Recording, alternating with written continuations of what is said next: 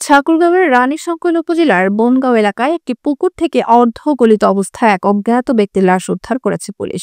আজ সোমবার সকালে ধূপপুকুর নামক স্থানে লাশটি ভেসে থাকতে দেখে পুলিশকে খবর দেন স্থানীয়রা। প্রত্যক্ষদর্শীরা জানান, একজন ব্যক্তি মাঠে কাজ করতে গিয়ে প্রথম লাশটি দেখতে পান। অর্ধগলিত অবস্থায় পানিতে ভাসতে থাকা লাশটির শরীরে শুধু একটি প্যান্ট ছিল, ফলে তাকে যুবক হিসেবে ধারণা করা হচ্ছে। ঘটনাটি জানাজানি হতেই এলাকা জুড়ে ছড়িয়ে পড়ে চাঞ্চল্য। উৎসুক জনতা ভিড় করতে থাকে পুকুর পাড়ে। এলাকাবাসীর ধারণা, যুবকটিকে হত্যার পর পুকুরে ফেলে রাখা হয়েছে। তারা দ্রুত ও সুষ্ঠু তদন্তের দাবি জানিয়েছেন। রানীশংকৈল থানার অফিসার ইনচার্জ আরশিদুল হক জানান, খবর পেয়ে পুলিশ দ্রুত ঘটনাস্থলে পৌঁছায় এবং লাশ উদ্ধার করে। নিহতের পরিচয় এখনো নিশ্চিত হওয়া যায়নি। ময়নাতদন্তের জন্য লাশ ঠাকুরগাঁও জেনারেল হাসপাতাল মর্গে পাঠানো হবে। পুলিশ ঘটনায় আইনগত ব্যবস্থা নিচ্ছে এবং তদন্ত অব্যাহত রয়েছে।